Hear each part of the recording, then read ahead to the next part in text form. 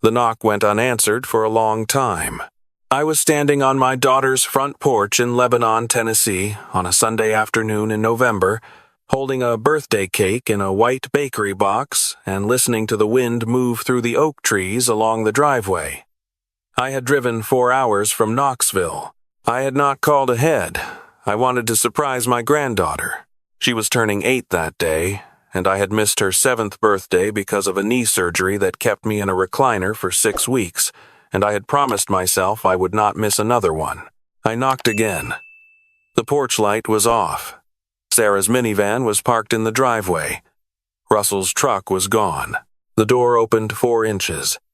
My granddaughter's face appeared in the gap, pale and small, her eyes too large for what I was seeing in them. Grandpa. Her voice came out flat. Not the voice a child uses when someone they love shows up unexpectedly with a birthday cake.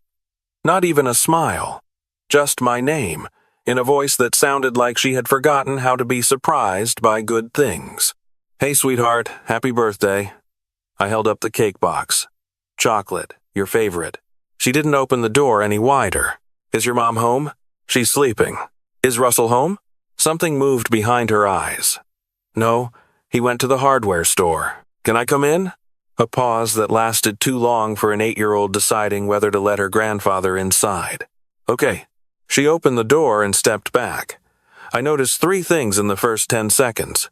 She was wearing long sleeves in a warm house. She had a small purple mark below her left ear that she tried to angle away from me, and she did not hug me. My granddaughter, who used to run at me from 30 feet away and launch herself into my arms like I was a trampoline, stood 3 feet back and watched me set the cake on the kitchen counter with her hands folded in front of her. I spent 32 years as a school principal. I know what a child looks like when something is wrong. I sat down at the kitchen table. She sat across from me, still watching. "How's school going?" "Fine." "You making friends in the new class?" "I guess." "Lily." I kept my voice gentle. I used the voice I used when a frightened kid got sent to my office, the voice that said, "You are not in trouble, I just want to understand." "What's going on?" "Nothing, Grandpa. You don't seem happy to see me." Something flickered across her face. A crack in whatever she had built to hold herself together. "I am happy," she said. Her chin wobbled for exactly 1 second, and then went still. "I'm really happy you came. I'm going to go check on your mom. Is she upstairs?" Lily stood up fast. Her chair scraped the floor. "Don't wake her up. She gets headaches. Russell says she needs to rest when she has headaches." The way she said Russell's name. Not stepdad, not dad. Russell. With the careful flatness of a person pronouncing a word they have been taught to say correctly. "I'll be quiet," I told her. The upstairs hallway was dark. Sarah was in the master bedroom, door half open, lying on top of the covers, still dressed. I put my hand on her shoulder and she woke up slowly, the way a person wakes from a sleep that has gone on too long and too deep. "Dad?" Her voice was thick. "When did you get here?" "Just now. How are you feeling?" She sat up and I saw her face in the gray light from the window. My daughter was 41 years old. She had her mother's eyes and my stubbornness and a laugh that used to fill up a room. The woman sitting in front of me had shadows under those eyes that looked like they had been there a while, and she held herself with the careful posture of someone who had learned to take up less space. "I'm fine. Just tired." She pushed her hair back. "I didn't know you were coming." Wanted to surprise Lily. I watched her face. "Sarah." "Nothing, Dad. Everything's fine." She said it the same way Lily had said it, with the same flat, careful emptiness. And I understood then that they had both been taught to say it. I went back downstairs. Lily was sitting at the kitchen table exactly where I had left her, which is not what children do when adults leave the room.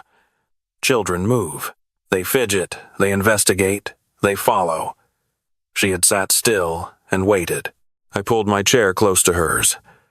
"I want you to know something," I said. "You can tell me anything at all, and I will not tell Russell you told me. Do you understand?" Her eyes went to the front door and back to me. "He'll be home soon." "I know. I want to talk before he gets here." She was quiet. I lowered my voice further. The mark on your neck, sweetheart. How did you get that? I fell. Lily, I fell off my bike, Grandpa. I fall a lot. She glanced at the door again. She was sitting with her spine rigid, the way a child sits when they have been taught that slouching has consequences. I decided to try something different. I said, very quietly, "Is there something in this house you think I shouldn't see?" The change in her face was immediate and involuntary. Her eyes went wide, her breath caught, and for one unguarded second I saw exactly how frightened she was before she pulled the mask back up. "No, Lily." She looked down at the table. "There's a room," she whispered. "In the basement. It's always locked. Russell keeps it locked. He says it's for storage. He says no one goes in there. Have you ever been in there?" She shook her head. "But," she stopped. "But what, sweetheart? One time I was on the basement stairs and I heard something in there. A sound." "What kind of sound?" She lifted her eyes to mine, like someone knocking, from inside. "I want you to go upstairs with your mom," I said. "Tell her you want to show her the birthday cake. Stay up there until I come get you. Grandpa, go, sweetheart." "It's okay." She went. I listened to her footsteps on the stairs. Then I went to the door at the back of the kitchen that led to the basement. The basement was unfinished, concrete floor and bare bulbs on a pull chain. Boxes of holiday decorations, an old treadmill, garden tools leaning against the wall. And at the far end, past the water heater, a door. Solid wood, not hollow core. A heavy deadbolt, the kind with a key turn on both sides. I am 67 years old. I have 2 bad knees and a mild heart condition that my cardiologist manages with a pill I take every morning. I stood in front of that door for what felt like a long time. Then I went back upstairs to the kitchen junk drawer. In my experience, people who lock things keep the key close. Second drawer I tried. Behind a tangle of twist ties and a dead flashlight, the deadbolt turned on the first try. The smell came out before I found the light switch. Stale air, something chemical underneath it, and something else I could not name. Something that made the back of my neck go cold in a way that had nothing to do with the temperature. The room was 10 by 10. A workbench along one wall, filing boxes stacked in the corner.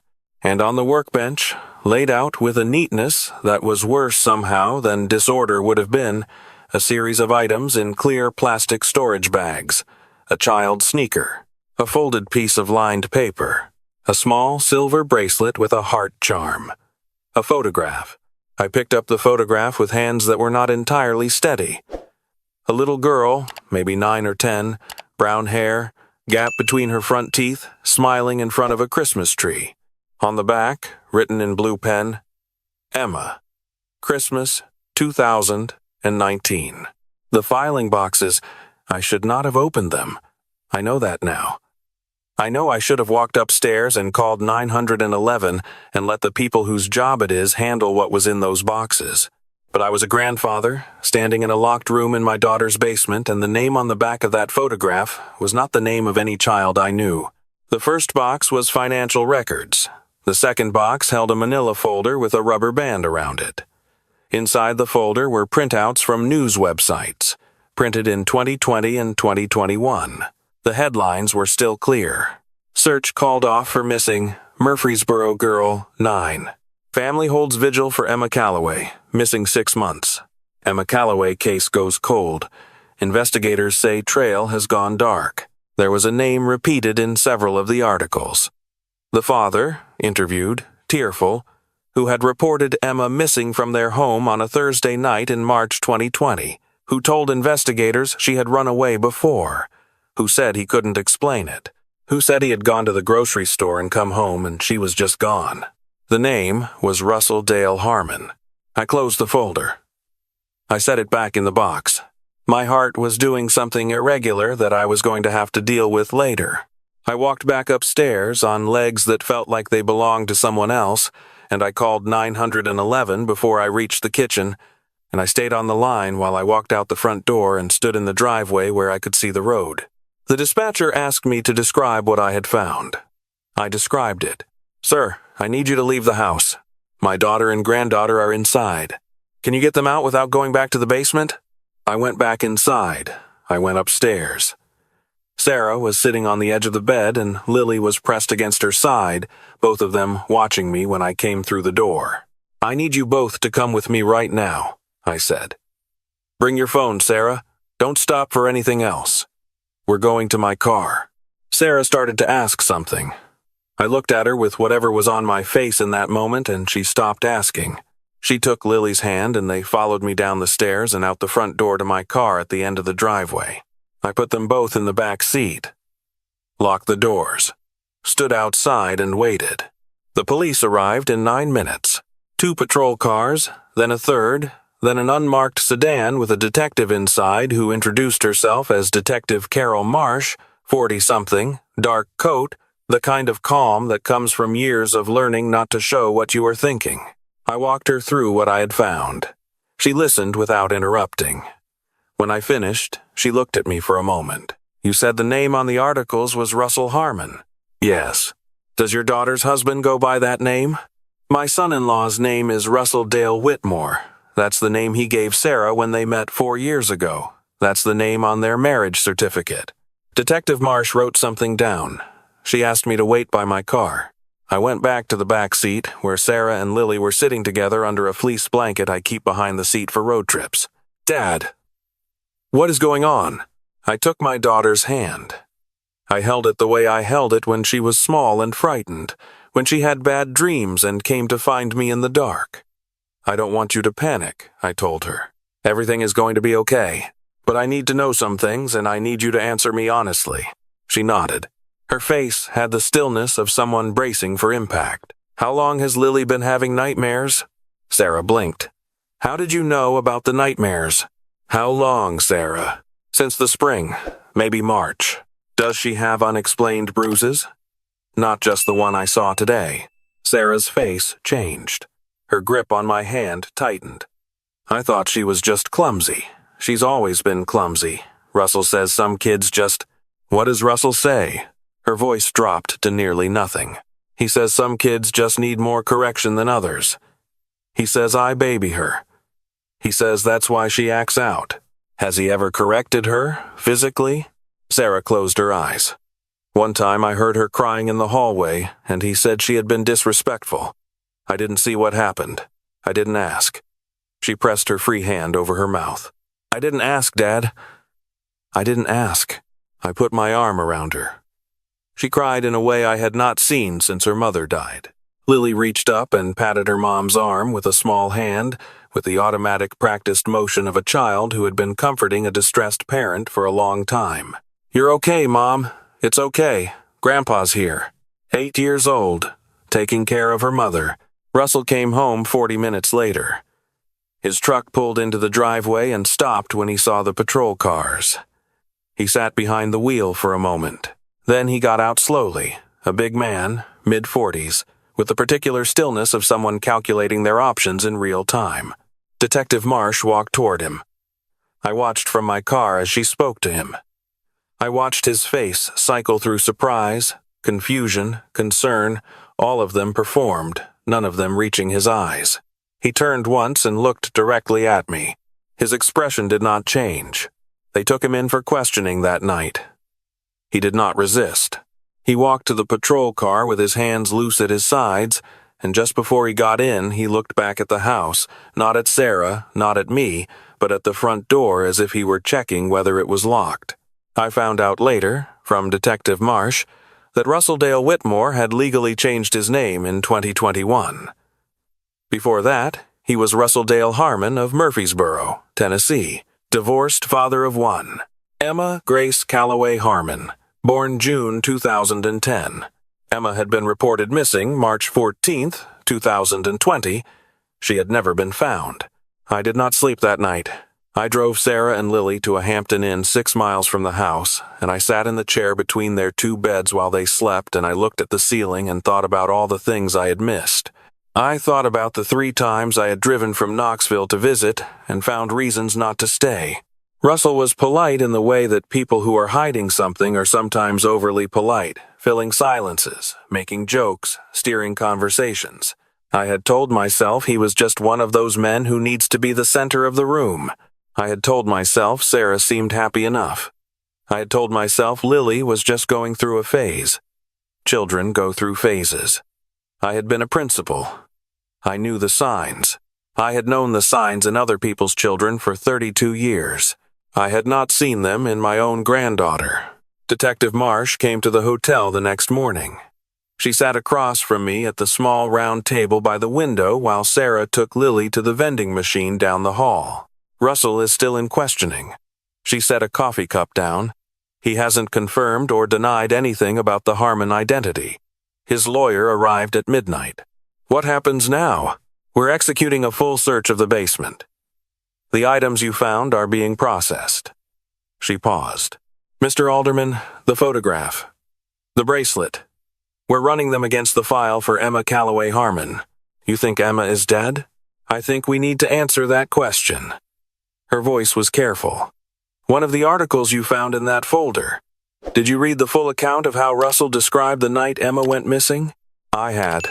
I had stood in that basement and read it 3 times.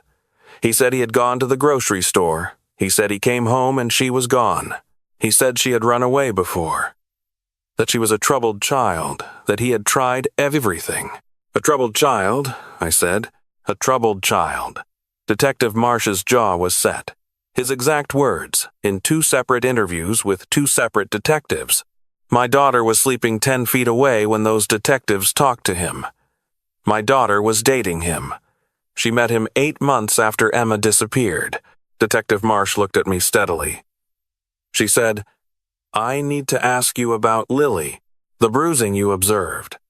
Has she said anything to you directly about how she was injured? She said she fell. Have there been other incidents that you're aware of, looking back? I thought about the last 2 years. Christmas visits where Lily sat too quietly at the dinner table. A birthday phone call last year where she sounded strange, subdued, and when I asked if she was excited about her party, she said Russell said birthday parties were too much chaos. A June visit where she had spent most of the weekend in her room and Sarah had explained it away as a bad week. Yes, I said, looking back. Detective Marsh wrote in her notepad. She would need Lily to talk to a child advocacy specialist, she said. Someone trained for this. Not a police interview, a conversation in a child-friendly setting with toys and soft lighting and a professional who knew how to ask the right questions without leading. I asked the question I needed to ask. Do you think he would have hurt her the way he hurt Emma? Detective Marsh put her pen down. I think your granddaughter was fortunate that you showed up when you did, she said. That's the most honest answer I can give you. The search of the basement took 4 days. I know this from what Detective Marsh told me, from what eventually came out at trial, from the pieces Sarah relayed to me over the following months, in the halting way of someone still trying to assemble a picture they cannot fully look at directly. Under the workbench, behind a false panel built into the drywall, they found a fireproof lockbox. Inside the lockbox, a journal written in Russell's handwriting, dating back to 2018. And a secondary journal, written in a child's handwriting, dated 2019 through early 2020, that was identified through handwriting analysis as belonging to Emma Calloway Harmon. I was not allowed to read the journals. I do not want to read the journals. What Detective Marsh told me was enough. Emma had written, in the careful cursive of a 9-year-old, trying to be precise, about a room in their house in Murfreesboro. A room her father kept locked. A room she was not allowed to enter. She wrote about being punished for small things. Spilling a drink, forgetting to put her shoes away, coming home from school 5 minutes late because she had stopped to look at a dog in a neighbor's yard. She wrote about the punishments in detail, the way children write about things that scare them, trying to make them smaller by putting them in words. The last entry was dated March 12, 2020. 2 days before she was reported missing. Russell was charged with first-degree murder in the death of Emma Calloway Harmon. The charge came before they found her remains, based on the evidence in the lockbox and subsequent forensic analysis of the Murfreesboro property. They found Emma 11 months after Russell's arrest, during an excavation of the backyard of the house he had sold in July 2020. She was buried beneath a section of recently poured concrete near the back fence, which the neighbors had thought was a new patio project. Emma Grace Calloway Harmon, 9 years old, buried in concrete by her father 4 months after he reported her missing. While people searched for her, while her mother held vigils, while the case went cold, he had moved 2 hours away and started again. He had married my daughter. He had been alone with my granddaughter in that house for 3 years. The trial was 8 months later. I drove down from Knoxville for all 14 days of it. I sat behind the prosecution's table and I watched Russell in the courtroom. The same big, calm man who had shaken my hand at his wedding to my daughter, who had called me sir and asked about my knee surgery and helped me carry boxes when I moved last winter. He sat at the defense table and looked at the wall above the jury's heads with the expression of someone who had decided that if he appeared calm enough, none of it would be real. The jury deliberated for 6 hours. Guilty on all counts: first-degree murder, child abuse, false imprisonment, obstruction of justice for 4 years of lying while Emma's mother could not bury her daughter. The judge gave him life without parole. He was 46 years old. I sat in the courtroom parking lot for 20 minutes afterward, not moving, just sitting with my hands on the steering wheel. I had retired from 32 years of watching over other people's children. I had spent those years learning to see the signs, learning to read the spaces between what children said and what they meant. I had prided myself on it, and I had missed it in my own family. For 2 years, I had driven down and driven home and told myself everything was fine because I wanted everything to be fine. Because it is easier to believe the story people tell you than to ask the questions that might break it open. An older man doesn't want to find out he was wrong about the person his daughter chose, doesn't want to start trouble, doesn't want to be the kind of father-in-law who makes things difficult. I made a mistake for 2 years. Then I drove down on a November Sunday with a birthday cake and I knocked on a door and my granddaughter opened it with the wrong look in her eyes, and I paid attention. I wish I had paid attention sooner. Sarah moved back to Knoxville 6 months after the arrest. She and Lily are in a small house 4 miles from mine, close enough that I can be there in 10 minutes, close enough that Lily comes over on Saturday mornings and helps me make pancakes and tells me about her week in the thorough, unedited way that children talk when they feel completely safe. She's in therapy. Has been since the week after the arrest. Twice a week with a woman named Dr. Sandra Okonkwo, who has an office full of art supplies, and a dog named Biscuit who lies on a mat in the corner during sessions. Lily loves Biscuit. She asks about Biscuit before she asks about the therapy, which is exactly as it should be. The nightmares were bad for the first few months. She would call out in the dark and Sarah would go to her, and sometimes Sarah would call me and I would drive over and sit in the hallway outside her room until things were quiet. I am 67 years old and my knees ache on the stairs at 2 in the morning, and I would sit on that floor every night of my life if it meant my granddaughter felt safer. She made the honor roll in the spring. She has a best friend named Madison who has the same gap between her front teeth that Lily does, and they have decided they are practically twins. She started wearing short sleeves again by February. She started running toward me when she sees me again by March. Last month, she launched herself at me from the porch steps, and I caught her, and my back protested for 3 days afterward, and it was the best thing that has happened to me in a long time. Sarah is in therapy too, working through the particular grief of discovering that a person you loved was built on a lie, that the life you thought you were living was a stage set with something dark underneath. She blames herself for not seeing it. I understand that. I blame myself for not seeing it. Doctor. Okonkwo has been very firm with both of us that blame is not a productive use of our energy, and she is correct, and we are both still doing it anyway, because that is how human beings work. Emma Calloway Harmon was buried on a Tuesday in February in Murfreesboro. Her mother had waited 4 years to bury her. There was a service at a small Baptist church, filled with people who had known Emma, who had tied yellow ribbons to their mailboxes during the search and never untied them, who had not stopped hoping even when the detectives stopped looking. I went alone. I had not known Emma.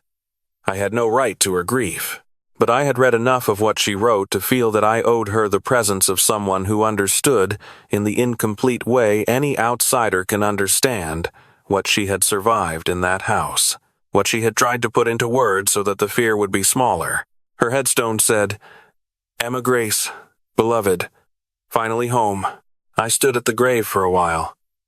A cold February morning, the kind that gets into your joints. I thought about the journal she had kept, the careful cursive, the 9-year-old trying to make sense of something that did not make sense. I thought about the locked room she had written about. I thought about the locked room in my daughter's basement, and the bracelet with the heart charm, and the photograph of a girl in front of a Christmas tree smiling with a gap in her teeth. I thought about Lily, 4 miles from my house, sleeping with Biscuit's picture taped to her nightstand. 2 children, 1 locked room, 30 miles and 4 years apart. Emma didn't have a grandfather who showed up on the right Sunday. I drove home and I called Lily and I told her I would pick her up Saturday morning and she could choose where we went for breakfast, and she said, "Waffle House." And I said, "Anything you want, sweetheart," and I meant it. I have been a lot of things in my life. A son, a husband, a father, a principal, a widower, a man who thought he knew how to read a room and a situation and a child's face. I know something now that 32 years of professional experience didn't fully teach me. Monsters don't look like monsters. They look like the man who helped you carry boxes last winter. They look like the stepfather who calls you sir and asks about your knee and makes sure the lawn is always mowed when you come to visit. They look like ordinary people living ordinary lives, and they hide in plain sight because we let them, because it is uncomfortable to ask the questions that might break something open. Pay attention to the children in your life. When they sit too still, when they answer too fast, when they smile wrong, when they open a door and look at you with eyes that are too old for their face. Ask the second question. Not just how are you. Ask what are you not telling me. Ask who are you afraid of. Ask where does it hurt. I almost drove home that Sunday. I had a long drive ahead of me and my knees were aching, and I told myself I should have called first, that I was probably interrupting something, that I could come back another weekend. I knocked anyway. I went inside anyway. I went down the basement stairs anyway. I am not telling you this because I am a hero. I am telling you this because I am a grandfather who almost talked himself out of showing up, and if I had, my granddaughter would still be in that house right now. Show up. Pay attention. Ask the question. Open the door. Lily is in the backyard right now. I can see her through my kitchen window. She and Madison are making something in the dirt by the fence. Some kind of construction project that involves sticks and a lot of very serious discussion. 8 years old. Grass on her knees. Laughing at something I can't hear. Alive. Healing. Safe. Last week she asked me what happened to Emma. I was not sure how to answer. I told her that Emma had been hurt by someone who should have protected her, and that she was safe now, and that we remembered her. Lily was quiet for a minute. Then she said, "When I was scared in that house, I used to pretend you were coming. I would close my eyes and think about your car turning into the driveway." She looked at me. "And then you actually came." I could not speak for a moment. "I know," I told her finally. "I came." She nodded, like that settled something. Then she asked if we could get a dog. I'm still thinking about it. If you are watching this, I want you to hear me. If you have a child or a grandchild or a young person in your life who seems a little too quiet, a little too careful, a little too practiced at saying everything is fine, please do not drive home. Please do not tell yourself you are reading too much into it. Please do not wait for a more convenient time. Show up unannounced. Knock on the door. Sit at the kitchen table and ask the questions that might be uncomfortable. You might find nothing. I hope you find nothing. I hope you drive away with a clean conscience and a clear mind, and all your fears were unnecessary. But you might find a child sitting with her spine rigid and her eyes on the front door, waiting for someone to finally pay enough attention to see what she cannot say out loud. Be that person. Be the person who shows up on the wrong Sunday and asks the right question and goes down the basement stairs. I was almost too late. Please don't be too late. Share this with someone who has children in their life, someone who works with kids, someone who needs the reminder to pay attention. It costs nothing to show up. It costs everything not to.